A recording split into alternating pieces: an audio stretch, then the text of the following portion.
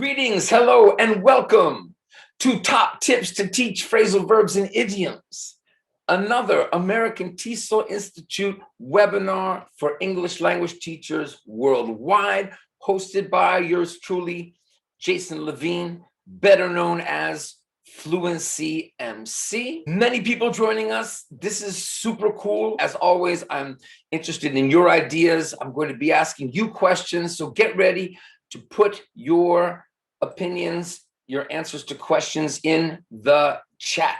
All right, here we go. Somebody asked who is Fluency MC or what is Fluency MC? It's not what, it's who. That's me. I make songs and games. I'm more known these days for my songs, but get ready, there are games coming. Phrasal verbs, I have a few songs. I also have songs for idioms. Question for you. Please take a look at these two statements. They're similar, but they're different.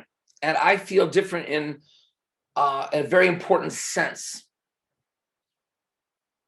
What do you think is different? Or let me change that. Which sentence do you agree most with or most strongly with? If you're saying the second one, teachers need to teach, maybe you're thinking about it as students on their own will not be able to learn without teachers doing it. But if you say the first one, you might be thinking, well, the goal is that they learn them. If teachers teach them, are students necessarily learning them? So let me ask you that. If you are teaching the form, meaning, and use of key phrasal verbs and idioms, if you are doing this, you are teaching them, does that mean students will necessarily learn them? Isn't the problem often that you're doing what you can to teach phrasal verbs and idioms, but your students are not necessarily remembering them, using them? I'm thinking about this idea when I put that out there. Are your students learning English or learning about English? Learning meaning really acquiring and keeping the English so that they can use it, as opposed to, what does this idiom mean? How do you define this phrasal verb? I think in many cases, our students are learning about English, not learning English. Some of that may be as a result of materials, teaching approach, time you have with students. But I think we hope they're learning English, not learning about it. When and how should you focus on phrasal verbs and idioms with your students? What do you think? When? How? Any thoughts? There's no right or wrong answer here or anywhere in this webinar. And we're going to get to my tips, my advice, but that doesn't mean you have to agree with me. Whenever possible, good. When they come up in the reading or listening text, good. Often, okay. Keep the chat going. How about which phrasal verbs and idioms should they learn? I don't mean tell me now which ones exactly, but how do you decide which phrasal verbs and idioms? Maybe when they come up in the materials, as someone said. I just want you to start thinking about yourself as a teacher, right? When you teach them, in what way you do it, and then how do you decide? Because clearly teaching all the phrasal verbs in English, what are there, 10,000 of them or something? Our idioms is not the goal. So how do you decide? Somebody said the most common first, but which are the most common? Excellent question, Daniela. Let's get more specific here. When and how would you teach the phrasal verb wake up? What do you think? I don't mean a lesson plan, but any idea come to your mind here when I ask this? When and how would you teach the phrasal verb wake up? When teaching present simple, daily routine, first years, daily routines, A1. Okay, so early. Good, I agree. Present simple, sure. You could be waking up right now, but it's more often used with present simple, right? When and how would you teach the idiom have a blast? How was the party? We had a blast. Most people are telling me when, in terms of teaching grammar, the level, but what about how? Talking about the past weekend, Okay, good. Often the raw form of an idiom, right, is the present simple, or even not even within a verb tense. And it's important to consider when is the most common form? When is it used most? Is it the past simple? Is it the present perfect? Is it with it or this, or is it with a human subject? These are all very important things to consider. Words combined with blast. Okay, parties. Ah, yes. And maybe you're teaching a topic.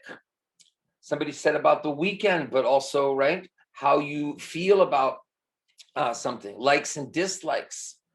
Good. Okay. Do you agree or disagree with these suggestions for teaching phrasal verbs? There are no right or wrong answers. I mean, they could be right and wrong for you or your students, and that's fine. But I certainly don't think that you should agree or disagree necessarily. And I think it can be complicated. But if you let's say if you strongly agree or disagree, or you have something you'd like to say about any of these, let us know in the chat.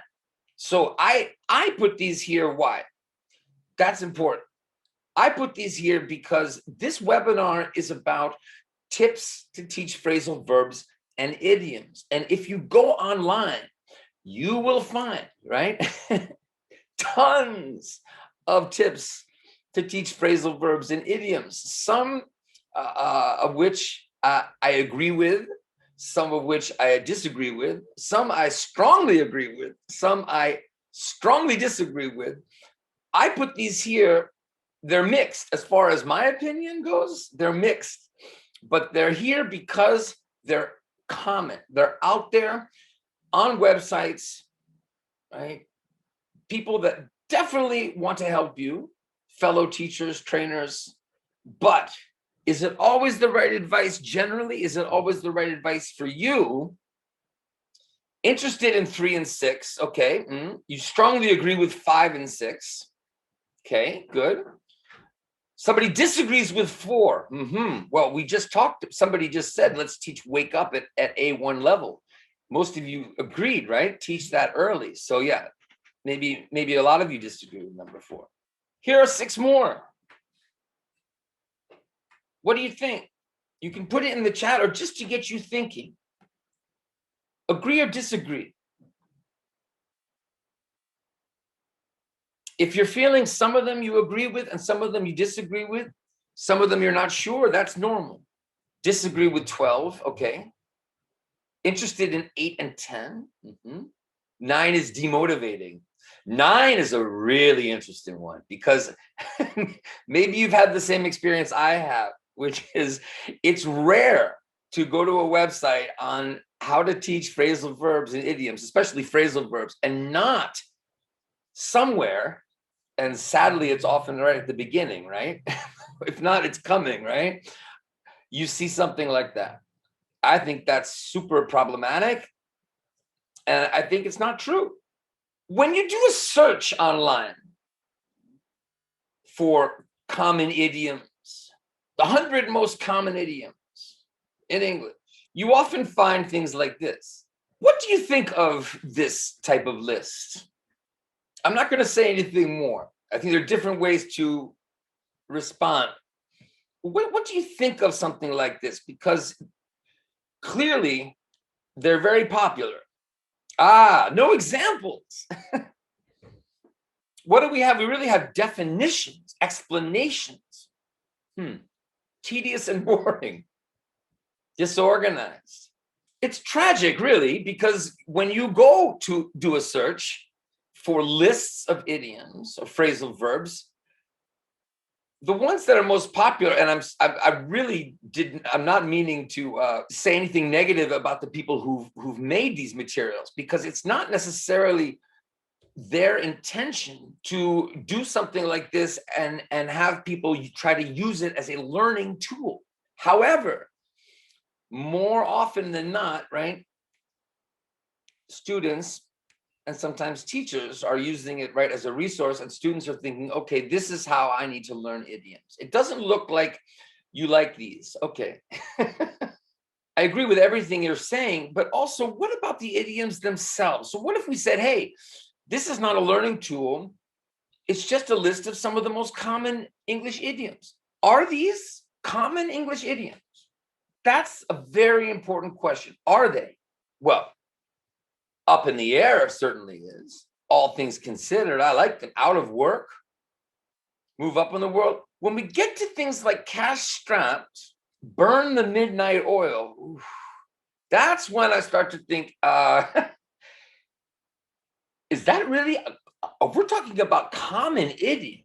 I mean, if we're talking about I got this graphic from a search for the most common idioms in English. Put one's face on. Mm-hmm. And this one doesn't have any mistakes exactly, but oh my goodness, there are those out there with mistakes also. I would say that they exist for native speakers, but how often do we use them? How often do you hear someone saying somebody is stiff-necked? I can't remember. Eat someone's lunch? How about this? Which list do you like better as a teacher?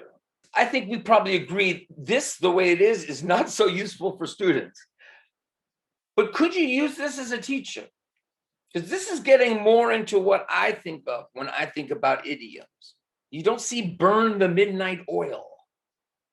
You see things that are far more common, not necessarily as exciting or colorful as burn the midnight oil or it's raining cats and dogs, which I want to talk about. So what do you think? What's good about it? What's bad about it? Would it be useful for you? I will say in terms of frequency, because I'm a big corpus linguistics guy, right? So in terms of frequency of expressions, there's some really high frequency ones here. Somebody said, what is good is the common preposition for each expression. Okay. Second list is more plausible. Good. I think the striking difference between the list we just saw and this one and many other lists of idioms is this is not the raining cats and dogs type of list, right? But these are idiomatic expressions, and they are higher frequency than those more fun and colorful idioms. Good for teachers, not students. There we go. What I don't like about this list is it's not something that would be useful for students. I like that if you know what you're doing, then this is good fodder, right? You can take some things here and think, okay, let's work these into longer expressions. Let's work these into some collocations and sentences, which is what I did here. Now, this is my list. Is this a list of the most common idioms and phrasal verbs in English? Of course not. Is there such a list? No. There are lists, right? We do have corpora to look at frequency of individual words and some collocations, but it gets tricky if we're looking at idioms and expressions, especially when we're looking at situations when they're used, which we're going to talk about further. I made this list to look a little bit like this, but what's different? What's different about this list? There are idioms here and phrasal verbs, sentences, okay. But would this be good for students? Would you be happy giving this to students and say, hey, learn using this? Context is important. Where's the context? By definition, a list is not about context. It's about, right, a place, a repository. Maybe if it's alphabetical, which this one is, it can help you look for things. It's alphabetical, not by the phrasal verbs or the idioms. There's no context. Again, I think this is something, and that's why I have it as a teacher, that teachers could use to think of, okay, these are high frequency. That's why they're here. Is it the top 100? Absolutely not. Right? I can make 10 more lists like this, 20 more lists like this. But at a certain point, right, you are reaching and you're going somewhere where you don't need, or your students don't need them as much. Now, your students are not necessarily going to need all of these, right? You'd accompany the list with, here we go. Yeah, you'd accompany the list with videos or text. Exactly. That's a good idea. Share them with students and see, maybe they know them. Have they heard them? I think what's really important is the fact that these are super high frequency. And of course, it depends on level. It depends on situation. this is the same list, but in red, I chose idioms that are kind of the classic idea of the idiom, like the colorful and fun idiom. It's not that many, right? It's the sort of idiom that you could make a funny picture with, right? So it's like the burning the midnight oil, or the from before, or it's raining cats and dogs. What's here instead of it's raining cats and dogs? Well, this one, which is much, much more common than it's raining cats and dogs. Likewise, it's coming down hard. It's coming down hard.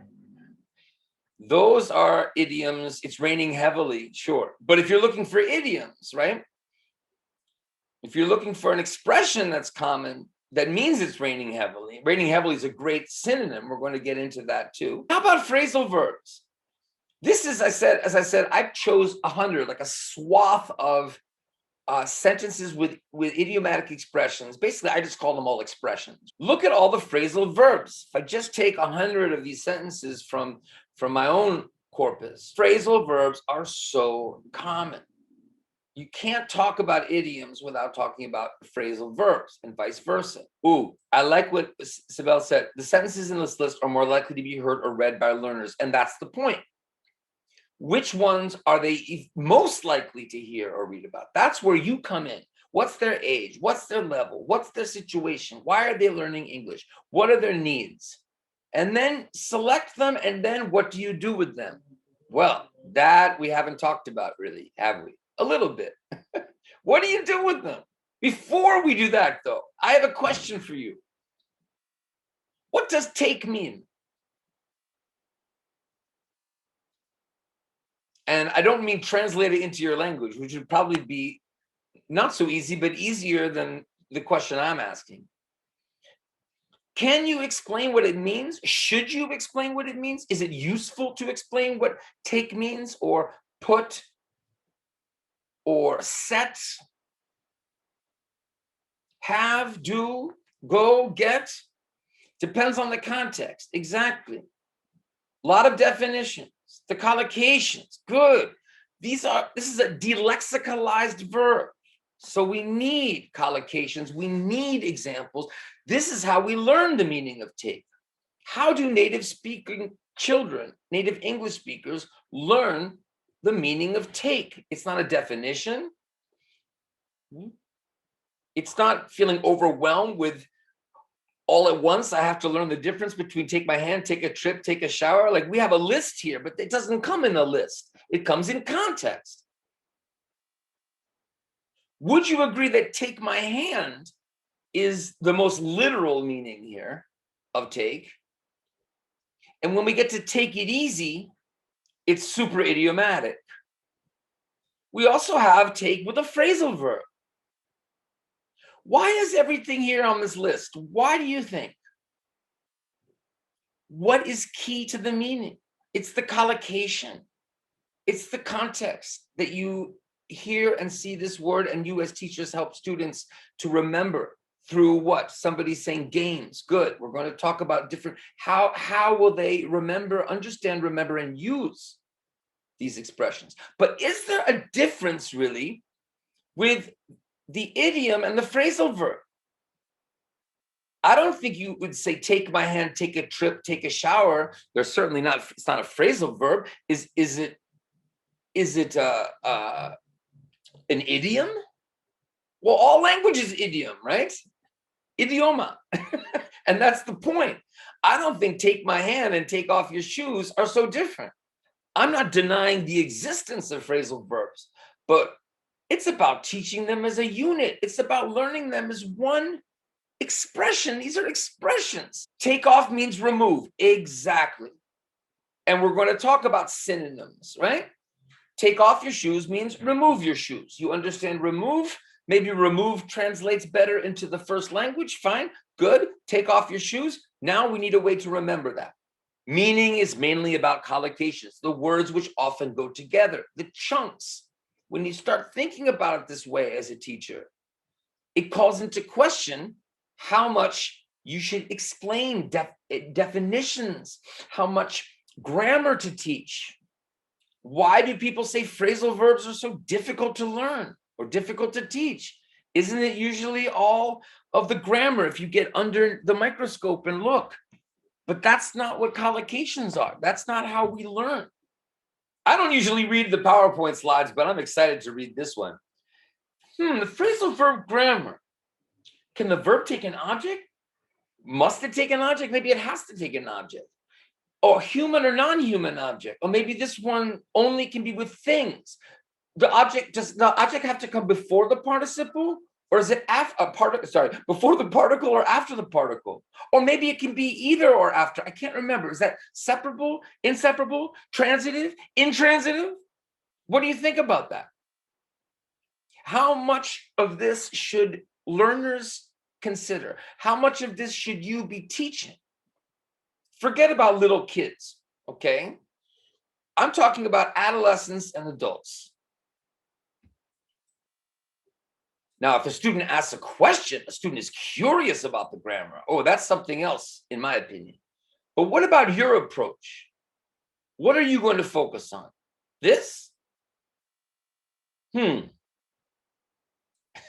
It makes it more complex. If you have a secret for how to focus on the grammar of phrasal verbs to get, so did I, Sandra. You learn the hard way. If you have a secret of how to use something you see on this page to motivate students, to make it easier for them to acquire, to remember phrasal verbs, wonderful. Share it with us. I love talking about grammar, and that can be the problem. Jesse's admitting it's hard for you to be honest. Now, here's a question. Should teachers, this one I'm very clear on my opinion. I'll ask you first. Should teachers understand the grammar of phrasal verbs? Should teachers understand the constructions? Should teachers be able to explain either to another teacher or most importantly to themselves when they're looking at how learners are or are not learning phrasal verbs, the errors they make? Yes, you definitely need to know this. And it's super interesting. But if you're the teacher, you are not the learner. You may be learning too. That's fine. Overflow, overkill. That's right. What is the most common type of error learners make with phrasal verbs? Is it an error that you see here? Is it an error on this list? Using it as a transitive when it's only intransitive, screwing up the word order, putting the pronoun in the wrong place, right? Like instead of take it off, take off it. Is that the most common error? No. What does the research show? The most common error is semantic. It's about meaning, right? They've got the right verb, like get, but the particle's wrong, right? So they're saying, get over when they meant like get away with or something. Or they've got the right particle. The right particle is back, right? But they're saying, they want to say put back, but they're saying like pick back. That's the common error. And what does that mean? It means they don't have the chunk. They're not getting the phrasal verb as an item of it on its own. That's the important thing. So if you fill their heads, with this, why? This is the issue. If we're even at the point of talking about errors, the real issue is, right, their motivation and their ability to remember them. And it changes the meaning totally, and it interferes. So it's not just that it's the most common error, it's also the most important one because it can interfere with communication. If somebody says, right, we said I took it off, I took off it, that might not interfere with communication. But if they're messing up which verb with which particle, that's a vocabulary issue. It's not a grammar issue, it's a collocation issue. I have a story to tell you about Aiden, who is the son of a friend of ours, of our families. When he was 3 years old, he was playing with his toy soldiers on the floor. And he said to me, look, he had like a towel, right? A piece of cloth. He said, look, I'm going to put the cloth on top of the soldiers. I'm going to put this right on top of the soldiers. And I said, oh, you're going to cover them up.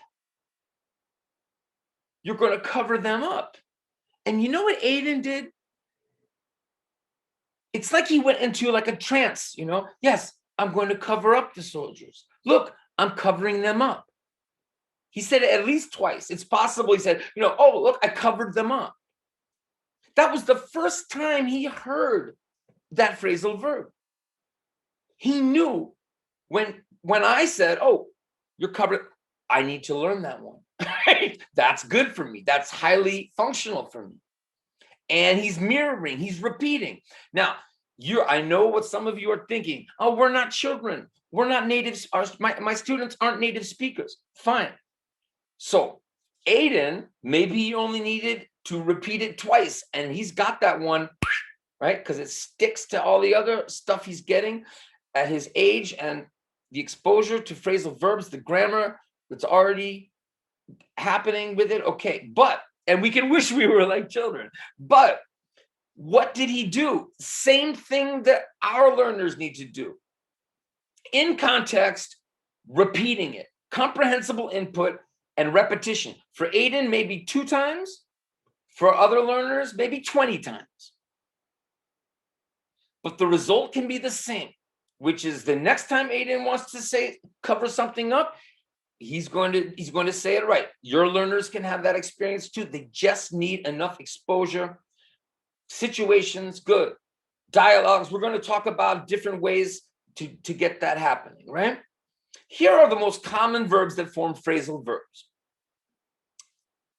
If you're into teaching phrasal verbs, if you read a lot about phrasal verbs, you won't be surprised by this sort of list. Of course, there are other verbs, but these are definitely the top verbs that form phrasal verbs. Why is that important? Well, if we look at my list here, you can see a few of those here, but you'll also notice many more that aren't on that list. So we have here break, come, and get are on this list of most common verbs.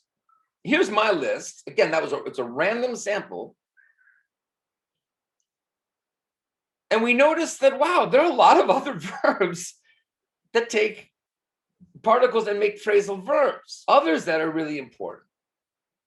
That's going to be useful when you think about how you're going to teach them. Should you teach all of the phrasal verbs with come and get? On this list, pick, put, take, and turn are very high frequency. So I made this song. Check it out on YouTube if you like. It's called Turn It On, right? Turn it on, turn it off, turn it on, turn it off again, right? Put them on, take them off, right? Pick it up, put it down. Put it in, take it out.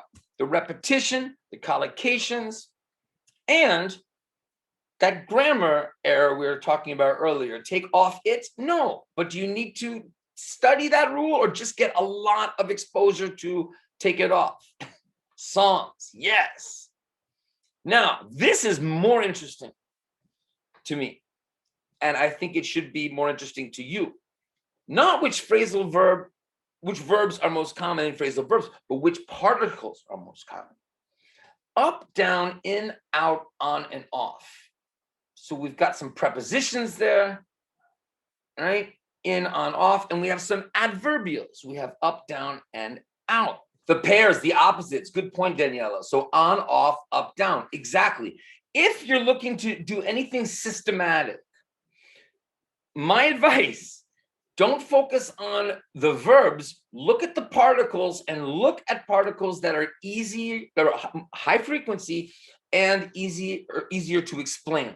It's really all about simple sentences. It's about high frequency collocations and simple sentences. How does that connect to the particles? Well, first of all, look at this. It wasn't so impressive, was it, when we looked at which verbs from my list? Sorry, so let me make it clear again. So my phrasal verb list, if we look at the particles, right, we're going to look at the particles. Look at this. Which are the most common on my list? out, up, on, down, off, in. After that, there's only one. Well, look at the list. That is interesting because, as I said, that was a random list I just took. And the distribution is exactly right. These are the 6 most common according to different sources I checked, and that's what we see. So if you're looking for something a little more systematic, maybe the particles, but be careful. Sometimes the particle is very easy to explain and easy to visualize, and sometimes it's not. Another video I have is called That's What's Up. I made it because up, as you can see, is a very common particle. There are 2 main meanings for the particle, right? And one of them is very, very easy and great for students, right? Which is up, like higher, turn it up, turn it down. Somebody mentioned the opposites, right? Up, down in that way. But also the other one's interesting. Finish up your food, clean it up. Why not just say clean it or finish it or finish it up, clean it up? Ooh, like all the way, right? Like totally. But more important, I feel, than focusing on the particles is just getting a lot of repetitive, fun, interesting, comprehensible input. So this song goes like this. Open up your eyes. It's time to wake up. Sit up in your chair. Better yet, stand up, get up, jump up, and your hands, put them up, raise them up, hold them up. We're getting to our tips. This is about tips. My tips for teaching phrasal verbs and idioms. I have, I believe, 13 tips. We're going to go through them, and then if you have questions, please, we'll take a few minutes for questions at the end. There will be nothing surprising in these tips. They connect to everything we've been talking about. Carefully consider your students' needs and interests before choosing phrasal verbs and idioms to teach them. This has been mentioned. I think everything in my tips has been mentioned in some way or another. Some things I'm going to reinforce a little more strongly at this point based on my experience, my opinion, but my experience as a teacher and trainer. But, needs analysis, this is not obviously only about phrasal verbs and idioms, but we're talking about, 10,000 phrasal verbs. We're talking about who knows how many idioms, right? Before we even get to frequency, what about your students' needs and interests? Which are going to be ones they'll be more interested in learning and need to learn? This is extremely important. Introduce and reinforce phrasal verbs and idioms while teaching topics, functions, grammar, and pronunciation. People have mentioned when they come up, teach them when they come up. But I'm not talking only about when they come up in a reading or they come up in a TV series, which is important. I'm talking about, if we go back to this list, present continuous. Can we find some? Here we go. I'm dealing with it. I'm feeling, I'm counting. There we go. The sun is coming out. So yes, we've got present continuous. We've got going to, we've got modal verbs. What about future? We've got some IELTS. It won't. I mentioned modal verbs. What else do you see here? And that's just grammar. How about topics and functions? You're talking about the weather. It's pouring out. What else here? What about function? Complaining. I'm sick of it. Reporting what happened. There were tons of people. Thanks a million. How to thank people. Or with complaints, it's getting on my nerves. What about pronunciation? Sentence stress. Where is the stress? Is it on the verb? Is it on the particle? Oh, it doesn't add up. It doesn't add up. What's another one? I just woke up. Oh, there's a pattern, but is it always on the particle? I don't think so. Let's look. I'm running out of money? No, I'm running out of money. Why? Is there a reason? Yes, because we have a complement of money. Do you need to teach that? Well, I'm running out of money. Oh, really? I didn't know you were running out. There's a reason under the microscope. Teachers, you need to know this. We talked about that. Yes, we want to know. We need to know. But do students need to know, or do they just need a lot of practice, meaningful, fun, repetitive practice, so that they say, I'm running out of money. I'm running out of time. Oh, I think we just ran out. You can do practice with sentence stress. Teach the most common and least idiomatic phrasal verbs first and introduce them early on. I don't mean no idiomatic phrasal verbs. Wake up is not the same as go up, right? So you can walk up the ladder, the stairs, right? Go down. That's what I'm talking about. But look, wake up. What does wake up mean? It means awaken. Who says awaken? That's right, nobody. So wake up is, translate that into, right, your language, that's the verb we use. But if you do it early, right, and you do it with the easier ones to visualize, right, get in, get out, get on, get off, right, then a lot of that grammar, pronunciation, the stress, all those things, right, that are harder to understand, or maybe even if you're an adult learner, you can understand it, it makes it harder to focus on the language, acquiring it, using it, because you're thinking about rules and how the constructions work. Ooh, here's an important one. Don't give students lists of phrasal verbs and idioms. Now, these are my opinions. When I say don't give them, I'm not saying it's not useful to have a list. If students make a list, ooh, that's different. A good phrasal verb dictionary or idiom dictionary, right?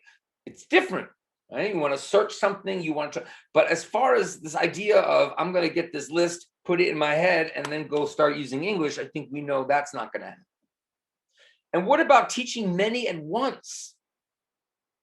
Should we teach a bunch of phrasal verbs, or should we, as we just said, when you're teaching grammar, when you're teaching pronunciation, when you're teaching a certain function, you bring those phrasal verbs in, or when they come up, as we've talked about, in context, in the classroom context of the students' own lives, or in the materials you're using in the classroom. What about multiple meanings of a phrasal verb? That is the worst thing ever. I will never forget, as a teacher trainer, seeing a teacher telling intermediate students about the 12 different meanings of makeup. You know, you can have a fight and make up, you can make up your face, you can make up an exam, you can make up a story, right? Now, that's really fascinating that English is like that, but is that going to help them with phrasal verbs? Teach phrasal verbs and idioms in context. Here we go. No surprise that at this point we've said that. You've said it, I've said it repeatedly. So we don't need to spend too much time here. I think that's pretty clear. What's the opposite of teaching them in context? Oh, well, lots of things, like the lists and stuff like this. What do you think about this? I think it's another example of, wow, that is cool and interesting. But is this how we will learn and remember phrasal verbs? Yes, it's true. Each of them has some word or something relating to music. Is that a good way to learn them? Certainly visuals. So if you're saying, well, it's really important to have a visual, maybe you ring a bell, but my problem also is that, you know, he's just ringing the bell. I don't see any connection to the expression. So it could help you remember, but more importantly, the idea of music idioms. When are you going to go out and use music idioms together? Isn't it about the different contexts where we would have these idioms? They don't connect in that way, right? So someone said, yeah, the visuals maybe, but not as a group. I love visuals, visuals, visuals, visuals. I make music videos with visuals. But visuals, we have to be careful. I think this is a little better. Something like this is pretty cool, right?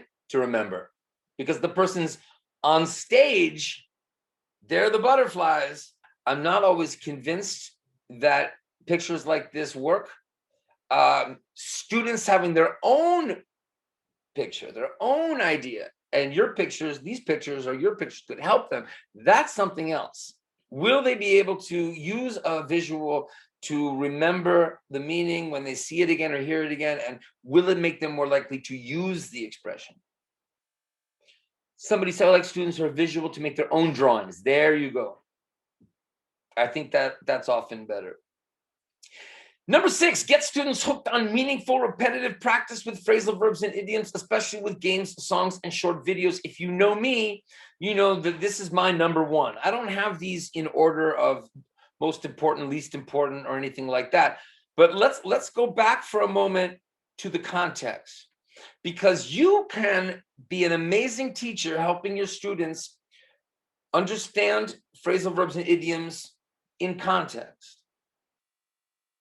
Right? So if you look at this, hold that thought, right? Right? I think we all agree on this, right?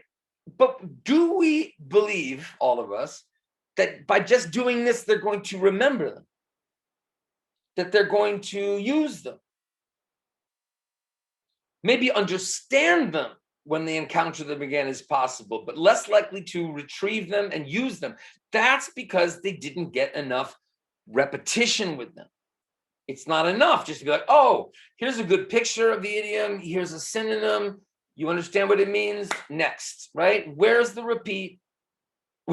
Where's the repetition? Repeat, and especially relax, repeat, remember. This is a game platform called Bamboozle that I did a webinar last week or 2 weeks on. It's an amazing way to make games to help students practice all kinds of language. Obviously, here I have an idiom game. This I made for students to review, or for the first time, see how see these idioms. Right? It's certainly not in context. That's not the point. We get them in context first, or else just introduce them maybe this fun way and then look for them in context. But what's great about the game is the repetition. The engagement, the repetition. A little bit of context, a picture, sort of, right? But again, we said the pictures could really help them remember. Here's a phrasal verb Olympics. This is gap fill style, but I have other things that are not just gap fill. What's the point? Just that games, again, songs, games, especially, I think I wrote that here. Let's go back. Especially games, songs, and short videos. Why? Because we are more likely to repeat them. We are not as likely to repeat a newspaper article. There might be some great phrasal verbs in it. A story, there might be some great phrasal verbs in it. That's great in context. What do you do after that? You got to get that repetitive practice. Number 7, teach the meaning of a phrasal verb as a unit. Oh my God, this is maybe the most important thing. Treat it as a whole new expression. Use synonyms. Take off your shoes means remove your shoes. Back to this, whole expression. Take my hand as a collocation. Why not take off your shoes? Take off. Are we going to break it apart? What does take mean? What does off mean? No, it's one expression. Get a collocation with it. New expressions. I'm not against saying this is a phrasal verb or this is an idiom, but you know what? If you're focusing on them as expressions, just like take my hand, right? You're avoiding all of the nomenclature and all of this that can get in the way. They're expressions. Get a collocation for it. Then what? Make a sentence. Help students remember a sentence, their own sentence, or a sentence they think is funny from a TV series, or something you talked about a lot in class, or their own sentence, right? So if you're here, you see some collocations, right? Is it better to learn what does heads up mean, or thanks for the heads up? It's going to be a lot easier, isn't it? Not just the meaning or remembering, but also the use. We don't go around saying heads up. Well, actually, we could say, hey, heads up, right? But I think you know what I mean. There were tons of people. Let's look at this. What's the idiomatic part of this? Tons of. We're not really weighing the people. It's not about their mass and weight. But would you explain what does tons of mean? Come on, tons of people, tons of homework, tons of time. That's your collocation. And here's your sentence. There were tons of people. Where? So you work up to that sentence. Consider when or even if to focus on the grammar of phrasal verbs. I'll say it again. Consider when or even if to focus on the grammar of phrasal verbs. We've talked a lot about that already. Number 10, don't teach all the get phrasal verbs. We talked about that. Even though get, come, make, right, keep, these are all the most frequent verbs. There are so many useful phrasal verbs that aren't like that. And if you start doing this, you're in that area again, like the time idioms, the music idioms, right? Too many different meanings. I said earlier, if you're looking for a system, go to the particles, those 6 common particles we talked about earlier, and consider, right, ways that they can evoke meaning and help students remember. And if you're looking for an even larger kind of concept here, conceptual metaphor, look it up. With idioms, it's like, I was just reading about an example of this, like, idioms to mean somebody's angry, right? Like, I'm really heated, getting heated up, right? An inflammatory response, hot-headed, right? My dad exploded when I crashed his car, right? That you're looking for a way to connect it in the realm of meaning. Okay, good. Phrasal verbs about transportation. If you're teaching transportation, you bring in the phrasal verbs. Exactly. We don't have a lot of time to get into conceptual metaphor. Check it out. Really different from the idea of looking at the grammar of phrasal verbs and communicating that to your students. It's more about idioms, conceptual metaphor, but it extends very well, I think, into the particles, which is where we're getting next. Really, if you're looking at, the idea of up, the idea of off, in, out, as a way to help understand and remember and use phrasal verbs, that's the sort of conceptual metaphor idea. And doing it with the verbs that are easy to understand. Oh my goodness, please don't say they're hard to learn. Right? Somebody said earlier, that's discouraging. It's discouraging, and it's also not true. I think we've talked about some things. I mean, I gave you my strong opinions about why I think the grammar can interfere, the learning about the language. So why can't I remember and use these phrasal verbs and expressions? Well, there are all these ways that on the internet and even in teacher training programs that don't work very well. So if on top of that, you're saying, well, it's hard to learn them, isn't that interesting? It could be because you're not doing it the right way. And then it's a vicious circle after that. Because they're so intimidated by all this, is it separable or not, transitive, intransitive, right? And there's so many of them, and they're so important and common. Yes, they are, but are they only used in informal speech? That's another one I threw in here. Absolutely not. You saw my list, in business English and very formal context, they're everywhere. Scientific, I remember learning that you don't really see them in scientific research. That's completely false. Okay, you see them everywhere. It's about selection. It's about, again, your students' needs and interests, right? Maybe they need them more for informal speech. Maybe they need them less for informal speech. And the last one, not that it's the most important or the least important, but avoid focusing on the fun or colorful idioms if they're low frequency and unnatural. Yes. So the classic one is raining cats and dogs. I can count on one hand the number of times I've heard a native speaker use that in a natural way without thinking. They might use it as a joke. Okay. But as far as it's pouring out, maybe you could think of some other examples. What's an example you think of an idiom that's really interesting, very visual, but it's not common?